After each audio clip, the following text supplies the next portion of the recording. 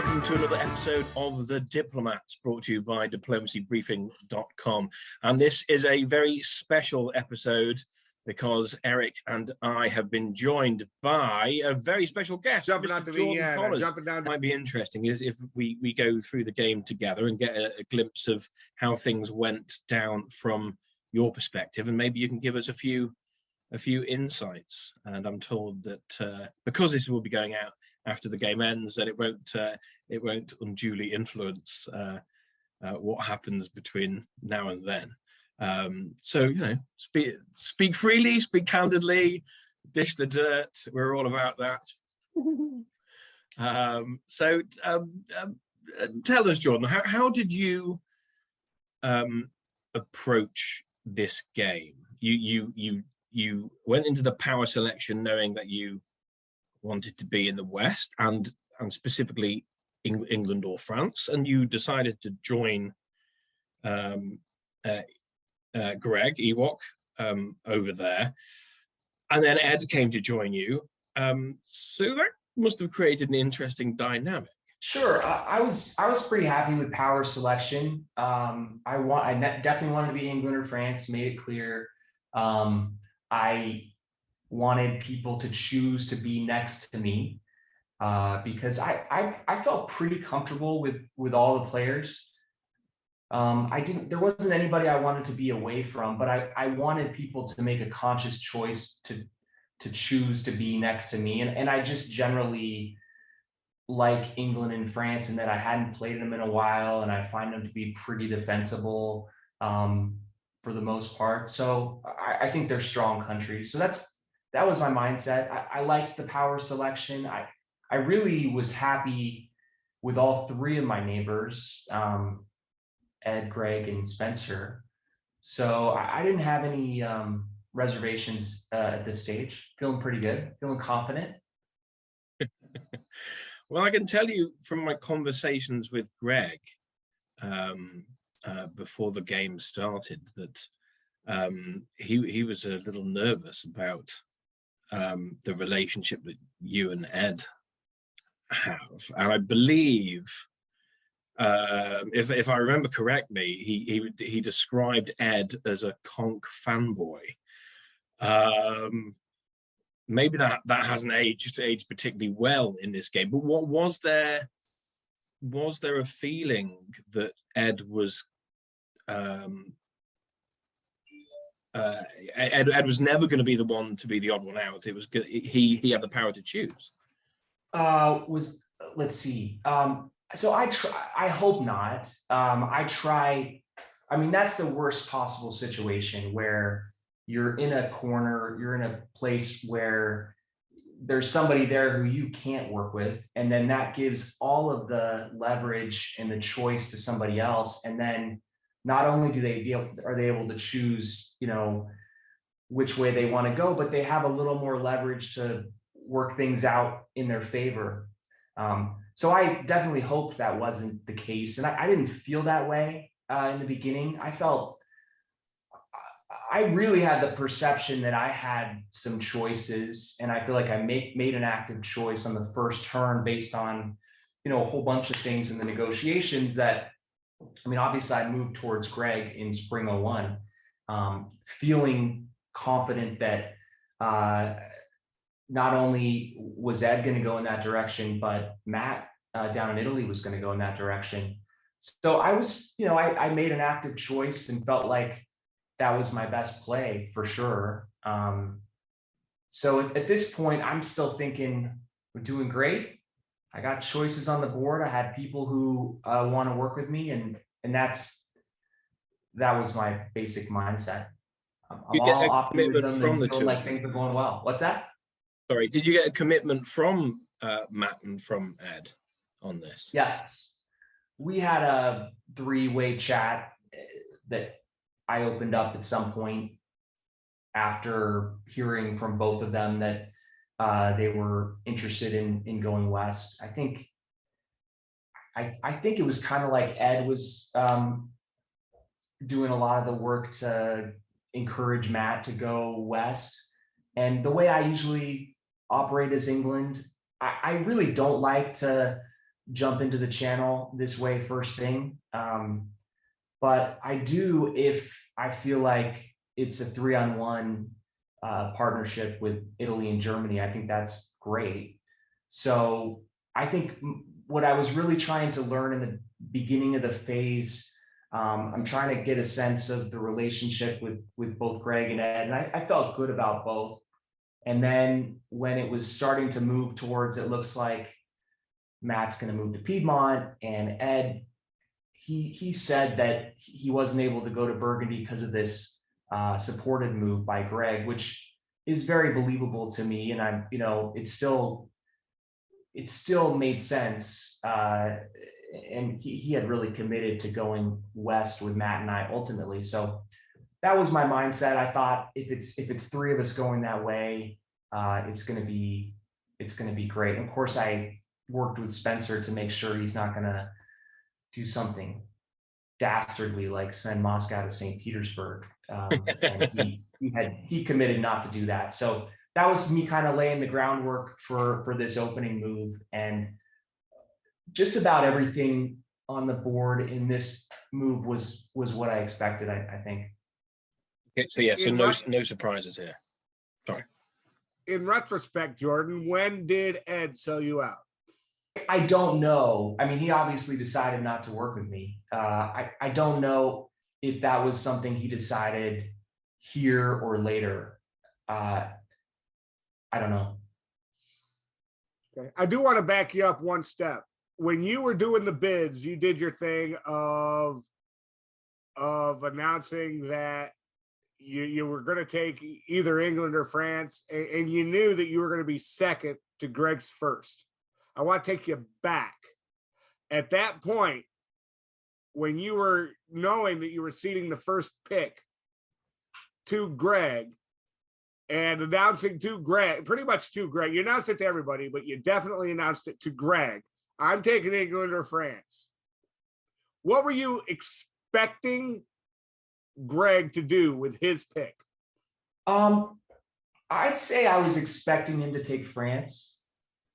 I wasn't sure he was going to do that, but I was expecting him to do it. I'd say I thought it was more likely than not. But even let's say he was going to do that no matter what. I like being able to tell him that I feel like he made an active choice to be next to me, even because him understanding that I'm happy with that makes him happier with me. So I just, I'd say I was expecting it, but I wanted to have a good story and reason why we were going to go into the game, and potentially have a partnership, I guess. Okay. So based on what I asked you and the answer you gave me, when I asked at what point did Ed sell you out, you said you thought you didn't really know. So you were really caught by surprise when he went from Denmark to North Sea? Oh, for sure. Yeah. I mean, I had plenty of ways I could have prevented that. And I thought about them, and I decided not to do them because I definitely didn't expect him to go to North Sea. What was the reason that you didn't go ahead and ask for the bounce? Yeah, so I considered that, and I'm sure I even mentioned it at some point during that phase. I also just considered bouncing myself with Norway and London, which I could have done. So why not do that? I mean, what I'm offering here, I guess the way I would prefer to run an alliance is where I am offering something, I am providing value to my ally such that we don't have to use our units bouncing each other, as little as possible. So if we can make progress and trust each other and sort of defend by offering something of value, then we're going to get a lot farther. So if I had insisted on a bounce between Norway and Denmark, then that prevents Ed from stopping Russia from going to Baltic, which I think looked likely, at least to me. And if I'm using London to bounce myself in North Sea, I'm probably going to lose English Channel, which is going to set me back against France. So, I mean, the defense I'm trying to play here is, look, what I can offer you is I'm going to contain France. I mean, you can look at where my units are. I am set up to create this wall and this conflict, and I, feel like that's offering something of value more than a dot in Edinburgh. So I definitely considered it. And Ed, to his credit, has a way of making you feel special and like you're his closest ally. So I don't want to minimize his efforts along those lines. I mean, he made me feel comfortable, but I think ultimately I feel the most comfortable because I expect him to see value in me sort of committing against France. On that attack on France, let me just take you back to the fall, because Eric and I discussed this in the show. You opted for the convoy into Brest rather than Picardy or Belgium. Presumably, you knew that Ed was picking up Belgium and you agreed to that. So was this just a 50-50, trying to outguess him, or was there more to it than that? There's certainly some guesswork here, but I'd say trying to put myself in the mindset of that turn, I did not expect to get through to Brest. I would have loved to get through, but I didn't expect to. Ultimately, why I liked the move to Brest over Picardy and over Channel to Mid-Atlantic is it ensured that Greg wasn't going to get two builds. The worst thing that could happen here is I move to Picardy and then he gets Spain and Portugal and blocks Marseille, and he's got two builds. And so it's a little bit of kind of hedging against that outcome that could have really slowed us down. I mean, yeah, there's a big upside here, but it also forcing him to either block Brest or give it up to me just ensures that he stays at 4 and no higher. So that was part of it. I also see an advantage of keeping that army on the island unless I'm moving it into a supply center for a build. It's a little nerve-wracking if I get that army down to Picardy and I'm just building one, and I've got some concerns on my western flank. So the move to Picardy is a good idea too, and certainly based on what happened here, had I done that, it would have been a better outcome. But it's easy in hindsight, right? I was thinking about. And I think I may mention this in my commentary for the season. If you make it to Picardy and France gets two builds, all you've done is send yourself over there to get popped. So, right. Yeah. The two build outcome was really a bad potential outcome. I've got one move set that I love to do when I'm in this position on the map, and I'd love to hear your opinion of it. It involves a redirection. It involves a shifting your front. You got to make a deal. But if you can make this deal with France, this is a really, really nice open. Go back to fall 01, Wardy. So this is before he convoyed. Yeah. Fall 01. I want to know. I'm a fanboy, you know that, Jordan. I think highly of you, so I'd love to hear what you think of this. I love in this position where Russia hasn't committed to the north. You're getting a bounce in Sweden. I love when you realize that the slog against France is going to be long and slow. I love convoying Wales up to Norway and setting yourself up for a spring 02 move of Skag, North Helgoland. Yeah, it's attractive, especially because if Mid-Atlantic goes through to Brest, then France really doesn't have a way to pursue against you, and so he's going to be pretty friendly to some kind of realignment. Yeah, I think it's a good idea. It depends a lot on what you think of the relationship between Germany and France, though here at this stage, it wasn't a huge red flag for me. So I like that idea. It depends on a lot of other things on the board. The other thing based on what we've seen in this game, just to give you your proper respects, I don't think what I just said would have saved you, because given what we've seen from these two players play in this game, if you'd have done that, you'd have just got backdoored by France instead of Germany. Yeah, probably so. But I don't know. I don't know that it was. Obviously, I can't play that game. You know, I don't know how the diplomatic part would have worked out. The other thing, I was honestly a little concerned about Russia at that point, and I wasn't really wanting to, because he was getting pressure from the south, and it didn't seem like he had a lot of. I did not at all predict Austria's move to the middle at this point either. So I wasn't looking to be hostile towards Spencer and Russia at that point either. But anyway, it might have worked. It's a good idea. I like switching direction like that. Let me ask you. You talk about Spencer. Do you think Spencer might have been more involved in being your salvation and helping you out if he hadn't been constantly badgered and under the gun from those little nitpicky attacks from Turkey that really didn't have any chance of being successful, but did tie up all his units? Are you suggesting it's John's fault that Jordan has died? I believe my commentary to this point has been quite clear. Well, I don't think so, because a move by Spencer that shocked me was the one right after this one, where he makes a deal with Ed, and he takes Sweden, and he saves Munich for Ed. So that to me, you know, Turkey wasn't the issue here.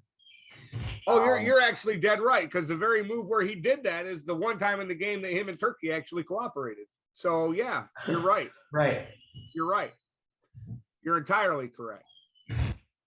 So I don't know. I mean, he, like I said, you know, Ed has a way of making you feel special, and I'm sure that's partly at work here, that he was able to persuade Spencer to do something that to me wasn't in his interest, at least the way I see the board. So I don't know. I have to look at that as being my own failing. You know, I feel like when you get knocked out in 1904 or whatever it is, it's harder to say that I told you so's and explain why everybody else is wrong. I feel like here, you know, I just didn't do a good job persuading Spencer to do what I think was in his interest, and that's a nice play by Ed, and certainly a misplay by me. I'd ask just a tactical question here, I guess. You went to the North Sea with support, but you vacated the Channel. One, were you expecting? Well, where were you expecting Ed's fleet in the North Sea to go? And were you expecting Brest to order to the Channel? And if so, yeah. So there's some color I can add for you guys on this move. So obviously, Ed stabs me in North Sea at the same time he gets some unwanted pressure in the middle, and it's a really interesting phase. And I think there's a huge shift at the end. I immediately, upon seeing the board, go to Ed and say, no problem. I see what you're trying to do. You're trying to, you have a chance to convoy an army to Edinburgh and take a big lead in the game. And I totally respect the vision.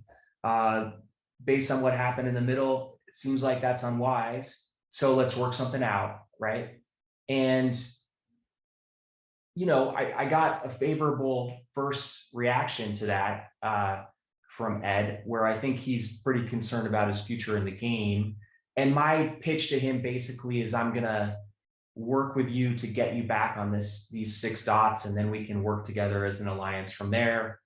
I thought the key was going to be getting that fleet out of Baltic for Russia, because I thought almost certainly Russia was going to support Silesia to Berlin and press the attack that way with Carthage. So the only way Ed was going to kind of get back on his feet was to get rid of that Baltic fleet.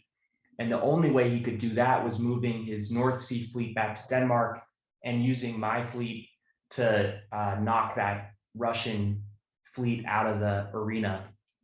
So that was my pitch.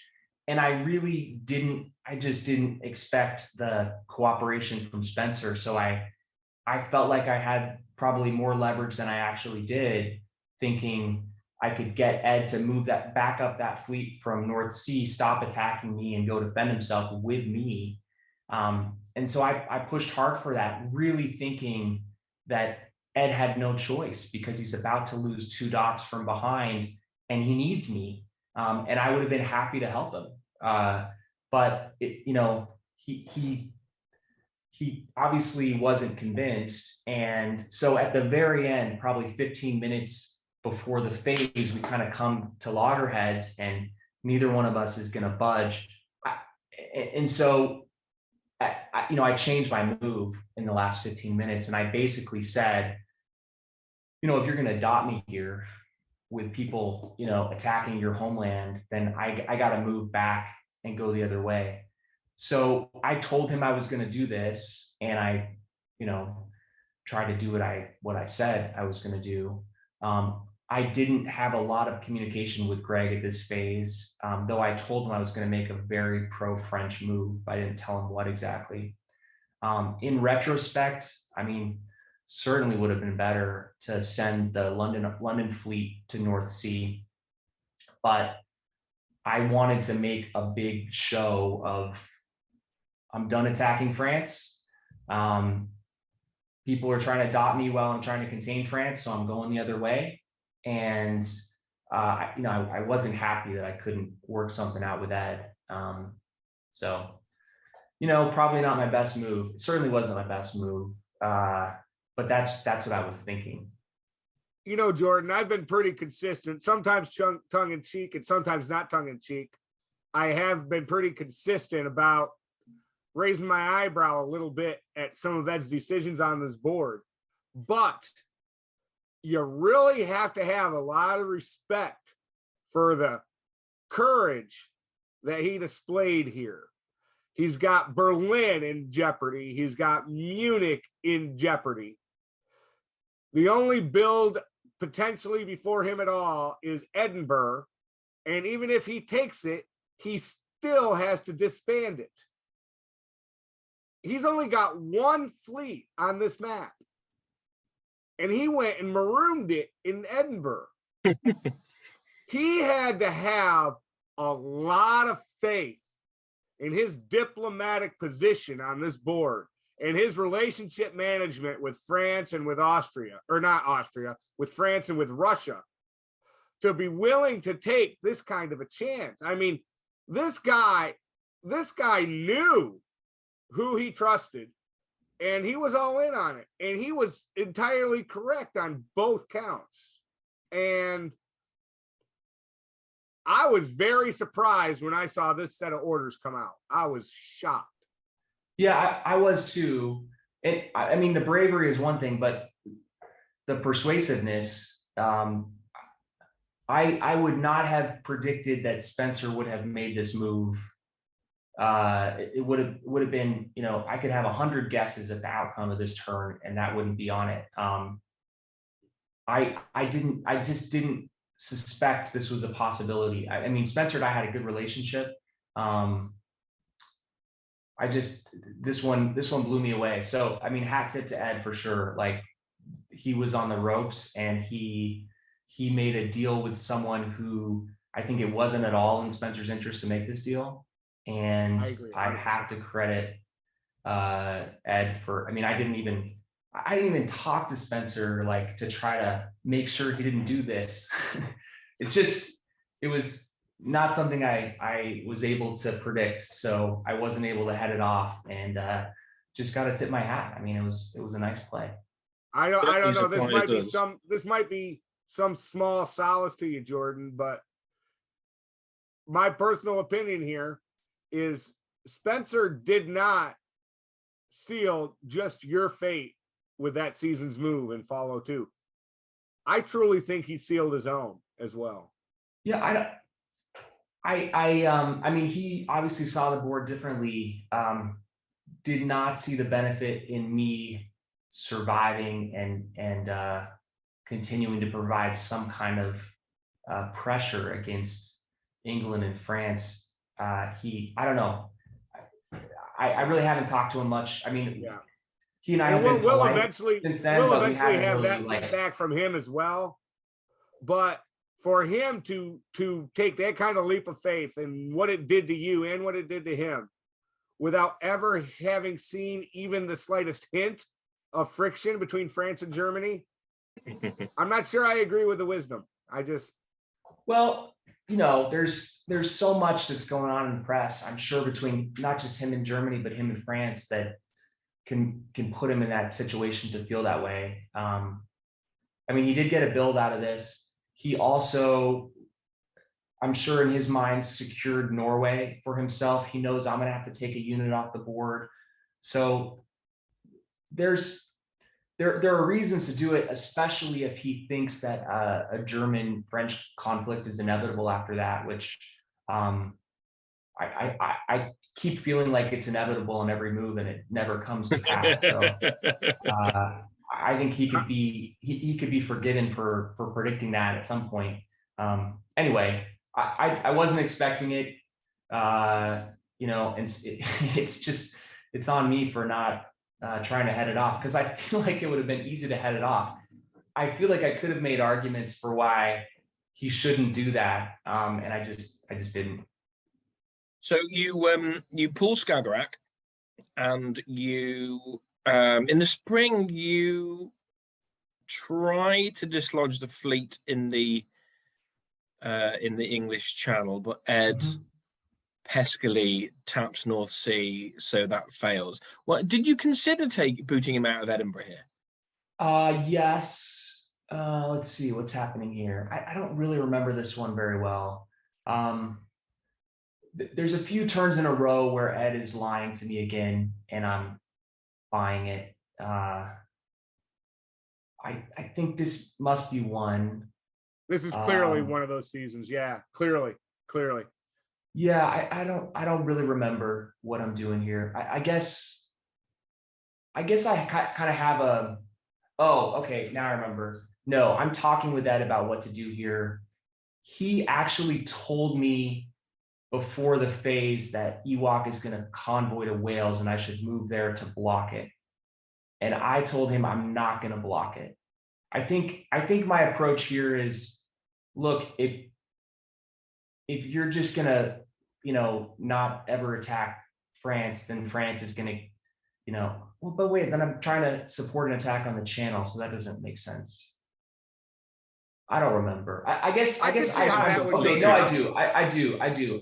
I'm telling Ed knows my move here. I'm telling him I'm going to dislodge that fleet and help against France, and that he should let me do that. And instead, he tells me I should just block in Wales, which to me is just he's got to kind of commit with me or not. So anyway, that's my best memory, but I don't totally remember this one. It seems like maybe a self-bounce in Wales in the spring and an attack on Eddie in the fall might have been better. If I had, yeah, I guess. But what I have to do here is I have to break up Germany and France or I'm dead. So that's all of my diplomatic efforts and even my moves. That's what I have in mind. So I don't want Ed to think he can just tell me France's moves and slow France down by me blocking Wales while Ed continues to not attack France. I want Ed to know if he's not going to help me, then my whole island is going to turn light blue. You know, I think that's my basic approach here. And, you know, you can't just accept to be his meat shield, because you have to be, I guess, willing to be true to your threat, which the threat is just that I'm going to die, which isn't, you know, the I told you so isn't that powerful. And it certainly doesn't give me a result. So Chris, you started to ask me a question and I didn't hear it. What'd you say? I was just going to say you can't accept just being Ed's meat shield to slow France down. You've got to be able to wield. I don't want to be anybody's. Sorry, I don't want to be anybody's meat shield. Something about that phrase just seems inherently inappropriate and disgusting. Meat shield just sounds like something that belongs in a rated R movie. You know what I mean? Is that a thing somewhere? Do people have meat shields? It's a disgusting phrase. In the butcher wars, I don't know. The still Edinburgh is sitting pretty here, but you do take the channel this time because you go from North Sea, although Ed doesn't move there this time. This isn't good. On this one, I'll confess, I don't think I hardly talked to anybody, and I was generally withdrawn and sad. That's all cross. I mean, I didn't have any. I didn't have anybody to talk to here. It was clear that Greg and Ed, neither one of them was giving me any hope. And so I don't think I talked to anybody for this whole phase. Now that changes after this move, but here I'm withdrawn and focusing on other interests. You pull the channel fleet. I suppose it can't go anywhere anyway, really. Well, that pulling the channel fleet, that was more of an expression of your disgust with Ed, right? That was, no. You want to play it like that? I'm going to open the door for France, right? No, it really wasn't. I can see why you'd think that. I mean, because he can force it anyway, there wasn't a move like that to send that message. So Ed reconnected with me before that winter phase and did a whole song and dance about how everything was going to be different. Made me feel special again, and made a hard sell. And I mean, really, I guess I believed it. But it's not like I had any other options. I mean, I had made some diplomatic, kind of olive branch work with Greg, but I really didn't believe anything I was saying. Like, he should have come and taken my centers at this point. And so it was really hard to argue about how we could work together, because I mean, my judgment was he should just absolutely come take the whole island and then keep going west. And if you don't believe it yourself, it's hard to sell it to somebody else. And so I think we talked about it a little bit, but there was just no way I was going to convince him not to take all those dots, because they were right there for him and he had nowhere else to go. So, and then with talking with Ed, he definitely made a pitch that he saw it, he saw it now, and he was going to need my help and going to need my fleets and going to need to prevent my island from turning light blue. So we actually talked about, okay, what's the best way to proceed? And there was a way where he could support me to Belgium from the channel if I had kept that fleet on the board. But then that would really slow down any progress by land. Much better to get a German army in Belgium. So we actually had a lot of talks about that. And the best way to go forward with me helping Ed was to pull that English fleet channel. And then the plan here was for Edinburgh to go down to York and pop that French army. And, as it turned out, Ed wasn't good for his word on that one. I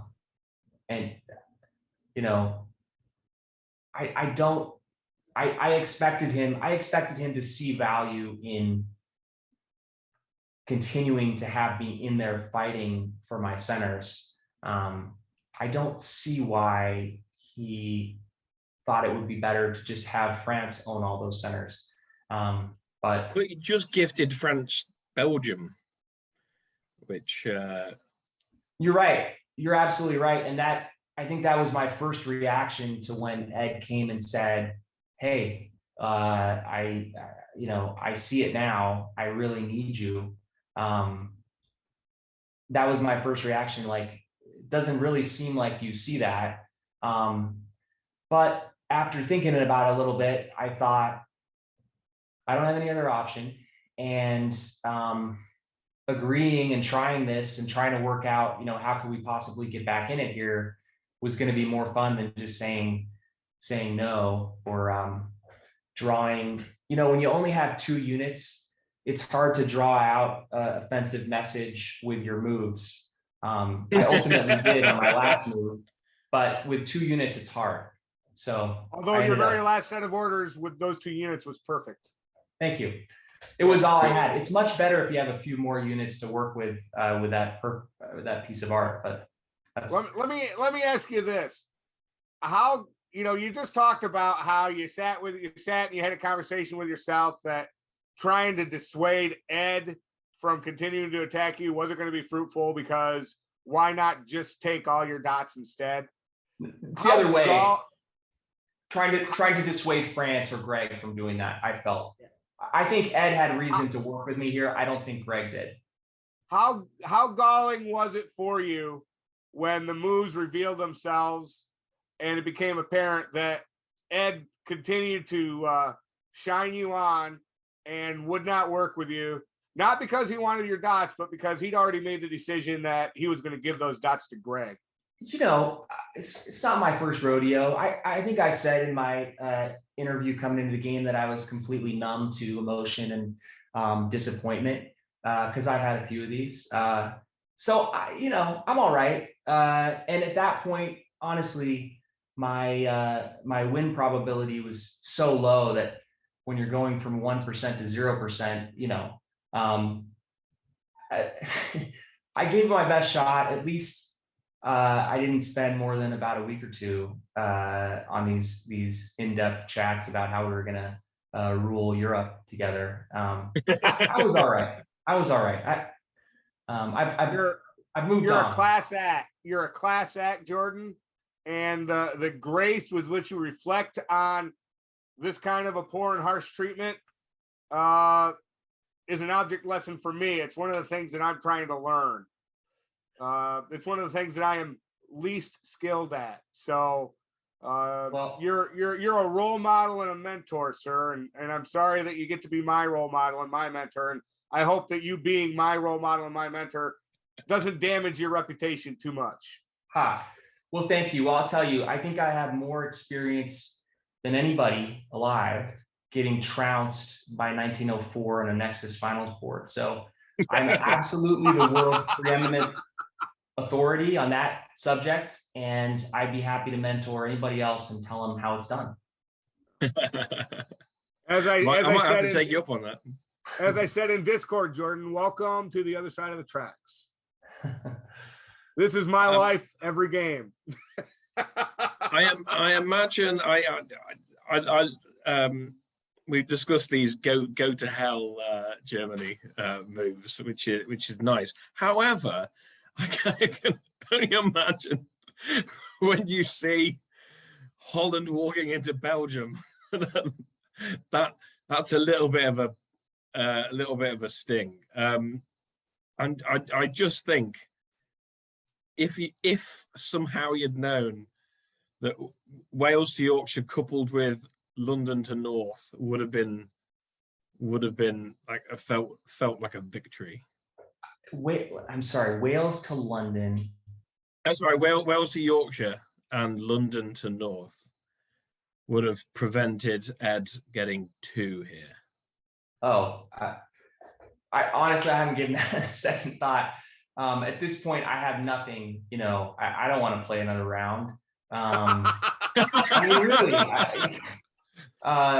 the other thing is if you'd have been successful at that, it would have been to Spencer's benefit, and Spencer didn't earn any goodwill with you.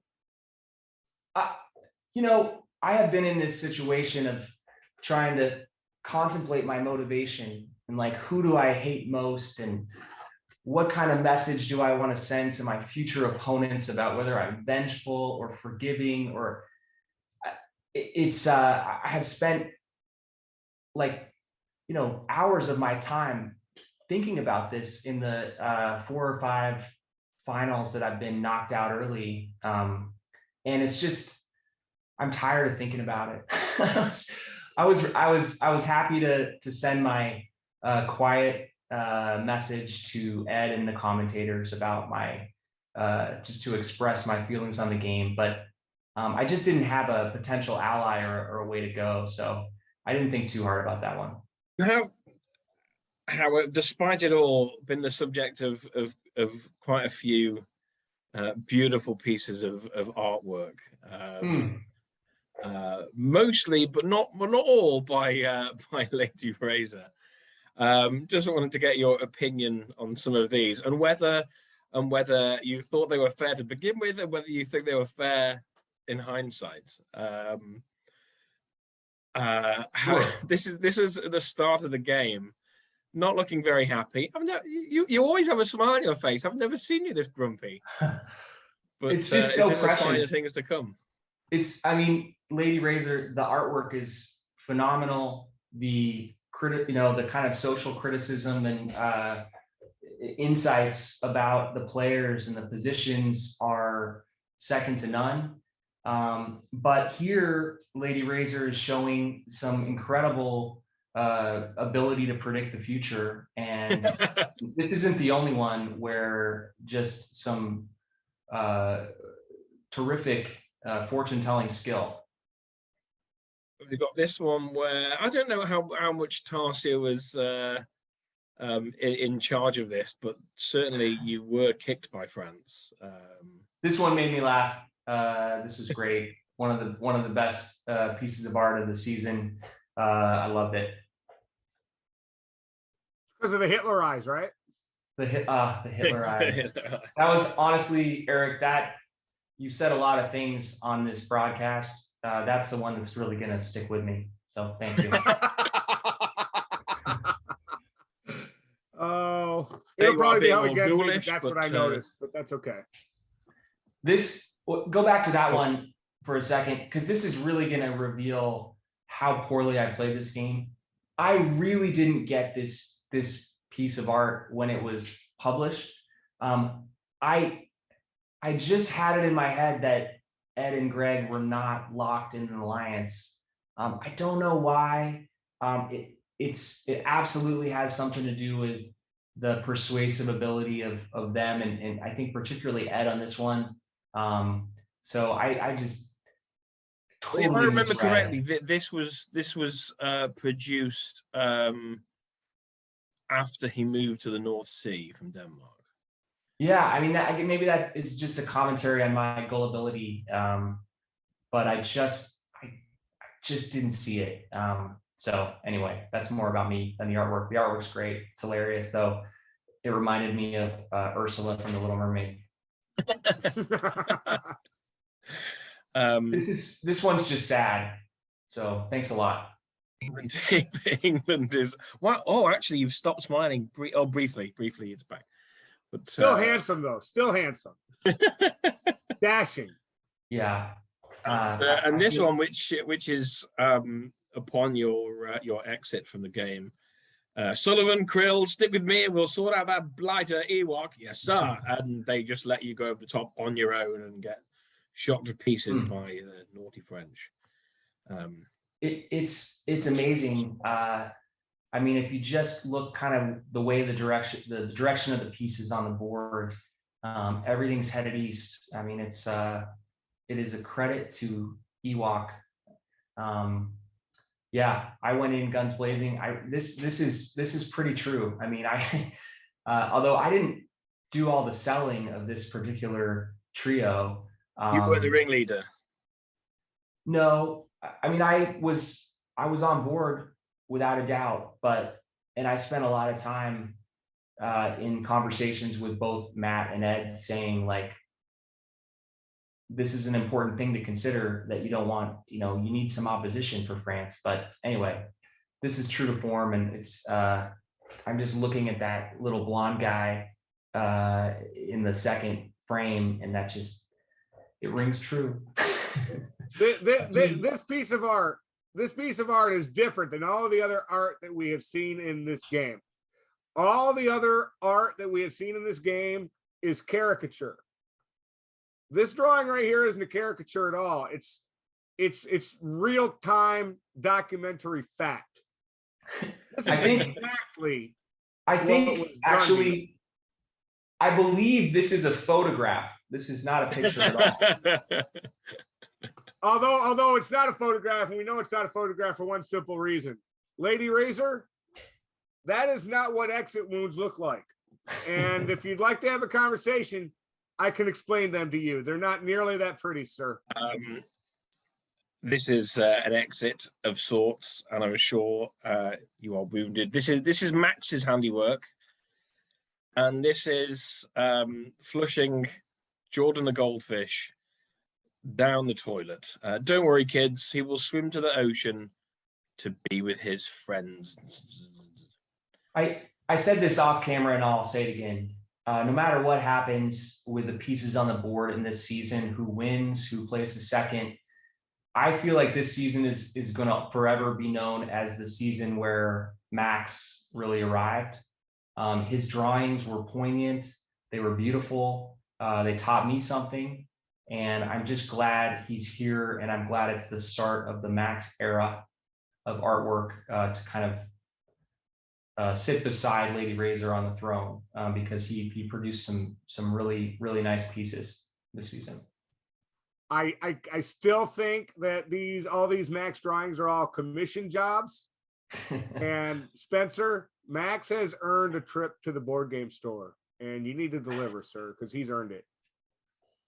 Yeah, just to finish, Jordan, I want to get your take on your fellow players from the game. So a quick word on. He won't be honest about that. Don't ask him that. Oh, He's sure just he will. say nice stuff and lie. Don't do that. Let's start far away. Let's go, John. John. Okay. John was, I enjoyed chatting with him. He was, he was kind of all over the place as far as his moves in the game. And I feel like maybe didn't have a concrete plan. I guess I like to relate people to characters from the Marvel Cinematic Universe. So, okay, this is fun. I will say John reminds me of Hawkeye as Ronin in Endgame, when he's just kind of slashing around everywhere with a sword without any sort of plan. Okay. Karthik. Sticking with the Marvel Cinematic Universe would be the Hulk, but probably Ed Norton's Hulk in the first movie, which was big and muscly and loud. And then he was ultimately canceled and replaced because he couldn't play as a team. Oh, right. Not because of his muscular posing in his trucks. Okay, just checking. Spencer, I would say, is like Thor in Endgame, with one big regret, which is the who in Endgame? Sorry, about. He would be Thor. Oh, Thor. Okay. Because Thor, as we all know, came up against Thanos, could have saved half of not just humanity but the universe, and didn't swing for the head. And I would say that has a lot of parallels with that move Spencer made around Berlin. What's that? Matt Krill. Oh, Matt Krill. I don't know. Matt's Groot. He's solid as a tree. Krill. Ultimately, maybe he's like the version of Groot where he's more of a teenager and doesn't necessarily see the big picture on this board. But I like Matt. Matt and I got along well. He just didn't go help in France. Leads us on to France. Greg is definitely Thanos in Endgame, where his warship has come through the portal, and all the Avengers are scattering around trying to get the gauntlet with the Infinity Stones, and there's fighting everywhere.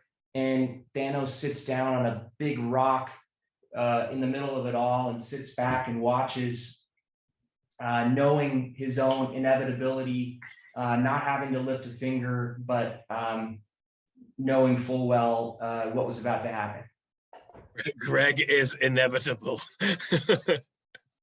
And finally, your good friend Ed.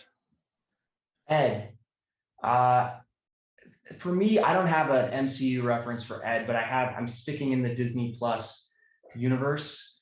Ed, to me, in this game, reminded me of Baby Yoda or Grogu. If anybody has seen The Mandalorian, there's one great episode where the Mandalorian is flying in a spaceship and he's transporting a passenger who is like this frog lady who her whole civilization is down to like a little aquarium full of about 7 or 8 eggs, and she's holding it on the spaceship, and Baby Yoda or Grogu is there too, and Mandalorian keeps looking at Baby Yoda and says, okay, don't eat those eggs.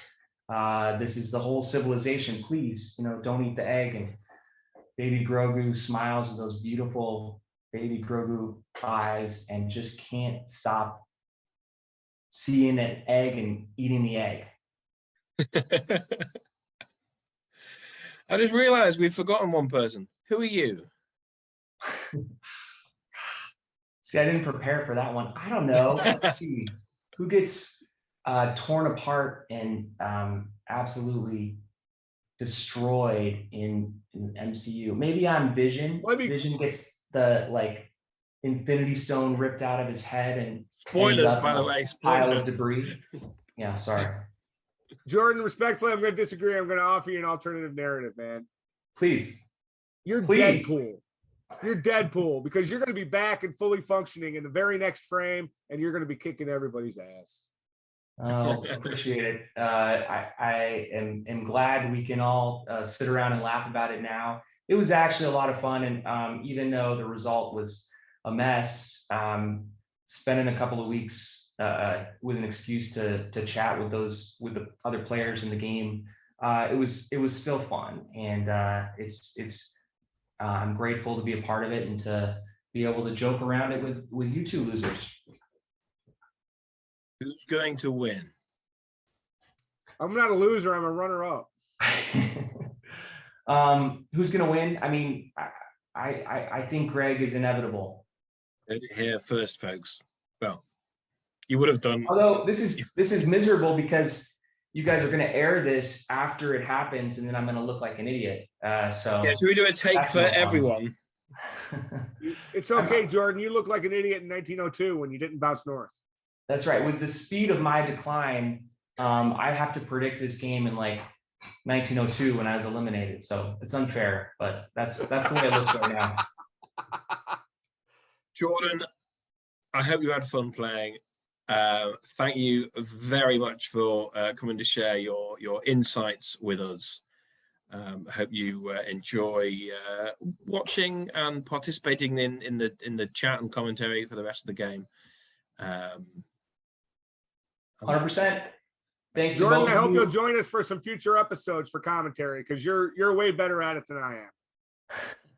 Oh, you guys are really doing great, and I know it takes a lot of time and effort. And anyway, you're doing awesome, and it's fun to watch.